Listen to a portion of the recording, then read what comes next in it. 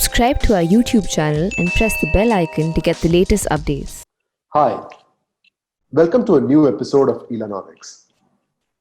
We are coming to you one day late, this time on a Saturday instead of our regular slot on Friday due to some scheduling issues. And I would like to apologize to all our viewers for this inconvenience. I would also like to, take this opportunity to thank all our viewers who have subscribed to the print. We really value your subscriptions. Good journalism needs your subscriptions. And for those who have not, please visit the print's homepage for subscriptions. We have separate sections for international subscribers and domestic subscribers. And we really value what you bring to the print and the growth of print. This week, we're going to talk about Indian banks. Earlier this week, former RBI Governor Raghuram Rajan and former Deputy Governor Viral Acharya published a paper talking about the status of Indian banks and how whatever the reform moves the Modi government has made in the last 6 years have really led to nothing. And the talk now in the middle of the pandemic, when the economy has contracted, growth looks very bleak, the prospect for growth look very bleak. The talk is about recapitalizing banks so that they can help revive the economy, lend again, and basically go back to pre-pandemic levels or even pre-slowdown levels of growth. But is that recapitalization the right solution to reviving the health of India's banking sector and the larger economy? Professor Ela Patnaik is with us. Ela, your argument this week on recapitalization and the health of Indian banks is quite a strong one.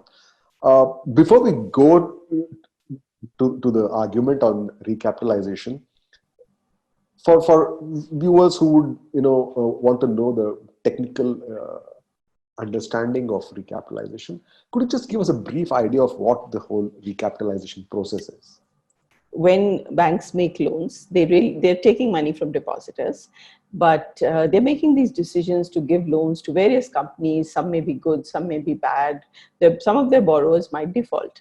Now, if their borrowers default, then they should be holding some money with themselves, so that if the depositors come and say, look, I want my money back, then the bank should be able to dig into that equity capital and give the money back to the bank. So that's the idea of the bank's capital. Now, when that capital goes down because of a lot of loss making due to defaults, bad loans, and so on, or when it goes down because regulatory norms require you to hold a certain amount of capital, but you see that, this loan is maybe it's a non-performing asset and it might default. The regulator requires you to hold more capital. If you don't do that, you have to shrink the size of your balance sheet. In other words, you have to take less deposits. You can't carry on your regular activities. So if you want to keep up your normal regular activities, the regulator would require you to add some capital. Now, the capital is what the promoters or the owners of the bank put in, because they are the ones who are saying, okay, I'm your backstop. If depositors want money, I'm here. In the case of public sector banks, it is the government to the extent that it is the owner and the extent of its ownership. The government then, so if a public sector bank is making losses, the government puts money into the bank so that it can continue its operations. So why is there, recapitalization has been happening from time to time. What is the background of the clamor for a new recapitalization right now? So in the COVID crisis, in the lockdown, a lot of companies are facing difficulties. The RBI and the government did agree to give them a moratorium, but that moratorium is coming to an end.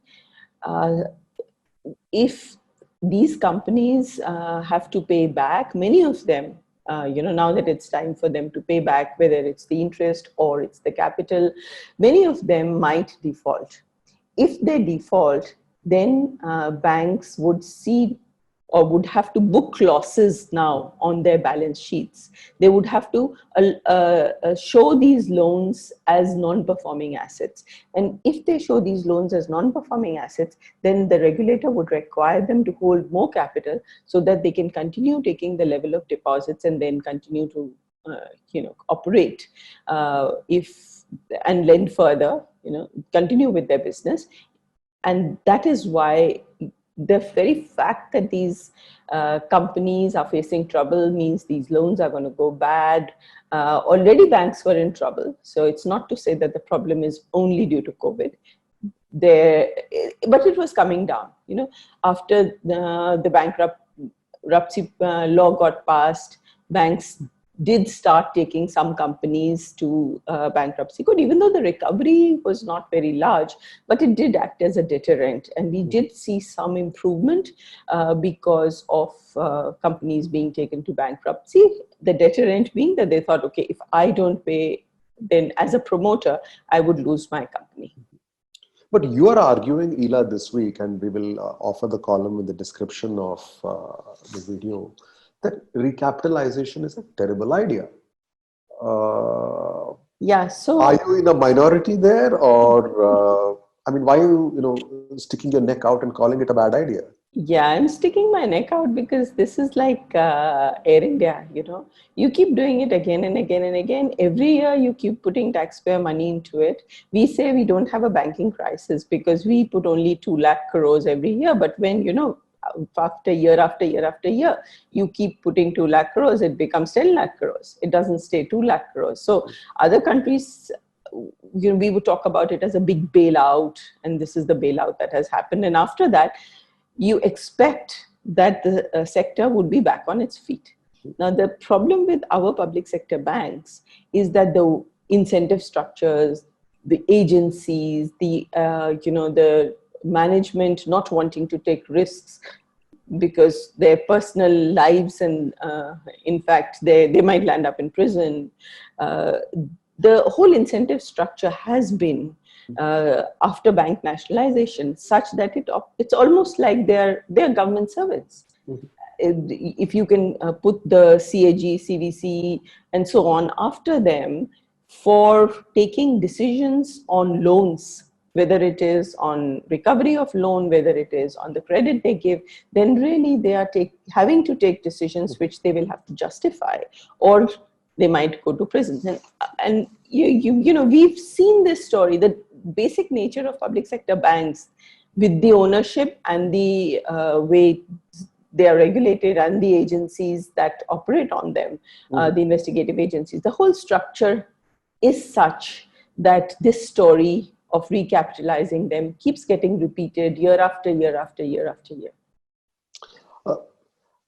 But what is the whole conversation about deficiencies in regulation you are talking about? Because if there is no incentive to run an efficient public sector bank, no incentive to lend, no incentive to actually be the steel frame of the economy, there is a problem with the regulatory system also, which is what you talk about this week.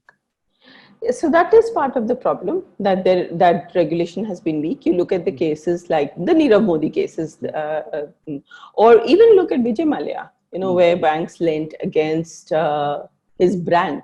I mean, when a company is going to go into default, the last thing you're going to be able to recover is money from the brand. And we saw a sheer negligence on part of the supervisor when it came to Punjab National Bank and the Nirav Modi case. Something was happening on export credit and something else was happening in the core banking system. And the SWIFT and the core banking system were not talking to each other. The Yes Bank case is, I think, the latest, where you find that there has been a lack of good supervision. And so that is very much part of the story. But with just the fact that we've had this public ownership of banks where banks can't really fail, the regulator becomes very lax. and has become very lax over the last few years. I'm not saying that that is necessarily to be the case. The regulator can improve much more, but I think the excuse that regulator often has is to say that, oh, these are public sector banks and the government interferes too much, and I can't do a proper regulation and supervision. So it's a messy situation in terms of the regulation and supervision. And that is, I'm saying, part of the story there is the fact that these are owned by the government. And you also, have suggested some kind of a solution to the whole crisis, where we talk about the resolution mechanism, which is the FRDI bill. We come back to something we have discussed before. How is this a solution to the problem of recapitalization? YP, I'm actually disagreeing with this solution. The resolution mechanism? No, not the resolution mechanism, but the speed at which it should be done. So, when you think about people who are lobbying or, the political parties, they're talking about, okay, you recapitalize banks and the economy will pick up, right? When you talk to my colleagues in my profession, the economists, they are going into why you would want to choose this path of recapitalizing banks and getting fast, rapid growth and a pickup in growth. And the argument is that, look, a lot of companies are going bankrupt. If these companies continue to go to not be resolved, they have labor, they have capital, they have loans. If we do nothing about it and we hide the problem under the carpet, then these are zombies. These are companies who are not really productive. The whole sector gets pulled down. So what we should do is to resolve these companies. Banks should take a haircut. Companies should take a haircut. And lo and behold, you'll only have the efficient companies left. Now, that's the first part of the argument. And before I proceed further, let me just stop here and say, yes, that all sounds very fine. That could have happened. But when did you last see a public sector banker sign off on taking a haircut and not land up in prison? Okay. So if a public sector banker says that this loan that I gave 5 years ago was worth 100 crores, and today I will agree to take back 40. If I take this, or 60, 80, you can take any number you like, but any number, if he agrees to take back less, if he negotiates with the company.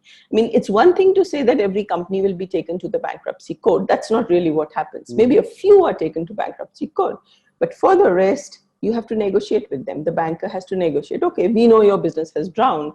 Now, let's talk about how much you can give us. And we don't then take over the company and sell it off, or we sell it off to somebody and that person is able to give us, or we are able to recover so much. We are, say, able to recover 80%.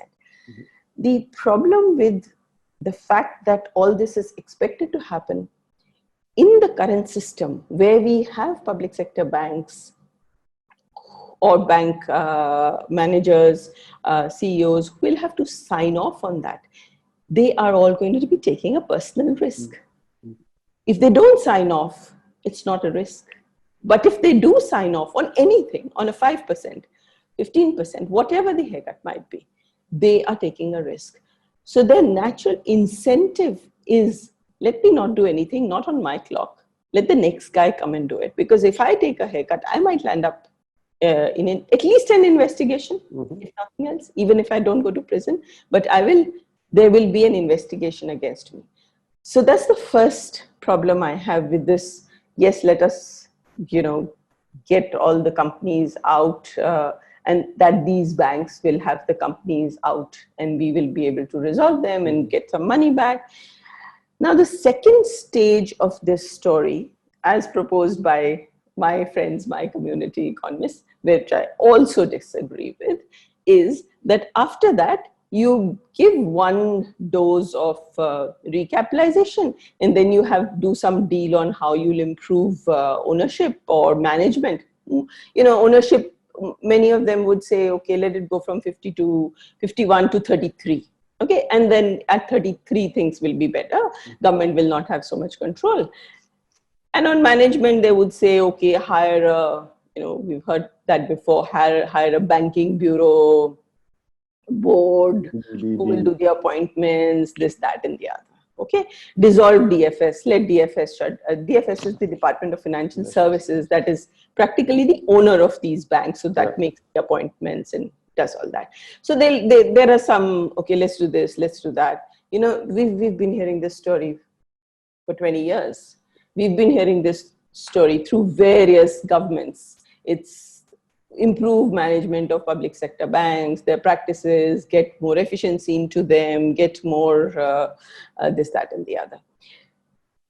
Is that going to be a one-shot thing? If we do it once, and we've done it many times. In the 90s, the problem was this big. In the 2000s, the problem became this big. Now the problem is this big. So every time we talk about a recapitalization, we do it because the incentive structures of these banks are what they are and they don't really change and the ownership doesn't change. The cycle comes back, but bigger every time. So every time this problem reemerges, it reemerges in a bigger GDP and therefore as a bigger problem. So that is the second element of the proposal of why recapitalize, and you just have to do it once. And that's my problem with that.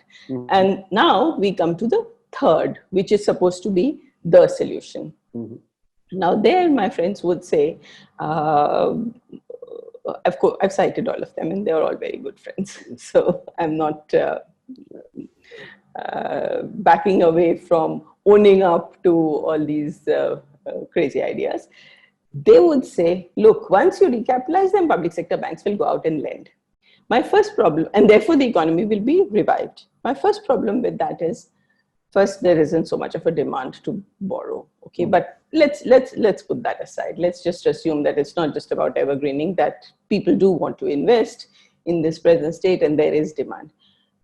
But again, what you've seen in the past, what research has shown is that public sector banks try to hold back on lending. Why do they hold back on lending? The same issue, the 3 C's, the CBI, the CVC, the CAG, they are all under the investigative agency. So whether it was in terms of taking haircuts, where they would not do it, even if, you think and you hope that just because IBC should, so the government has suspended IBC for some time. And so the argument is, no, don't suspend it. Let the process continue.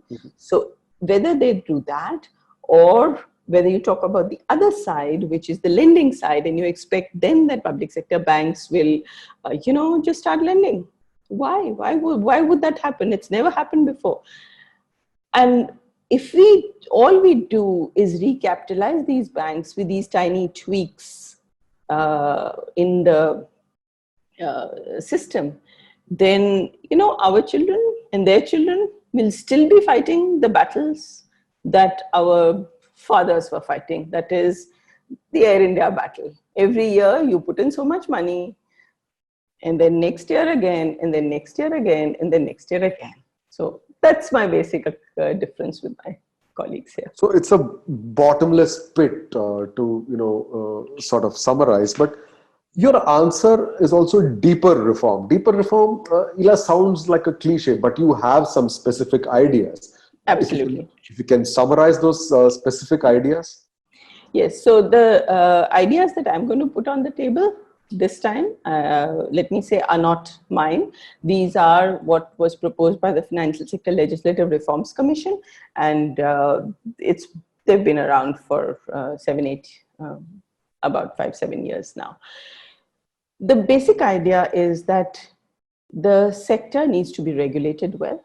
You need strong regulatory capacity.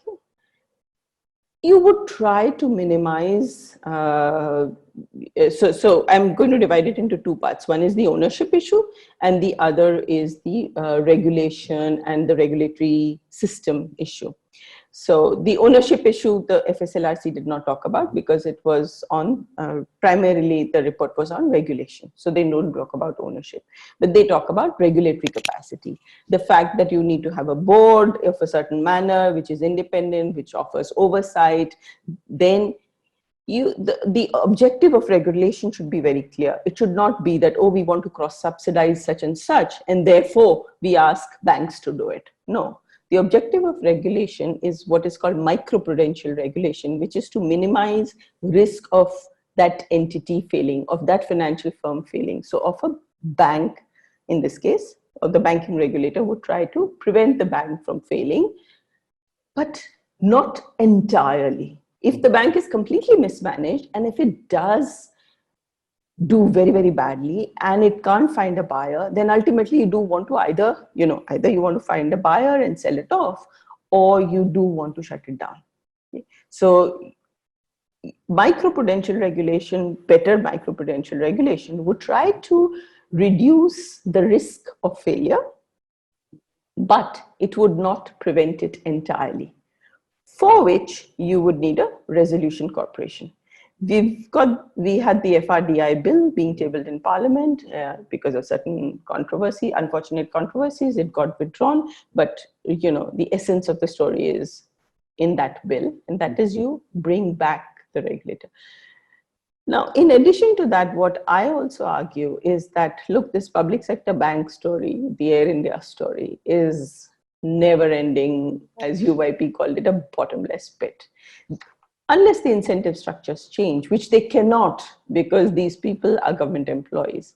Unless, so in this situation, even if we put IBC in place, even if we recapitalize these banks, the problem is going to come back to us in 10 years. Okay. So slowly this starts eroding, and then again, the problem comes back.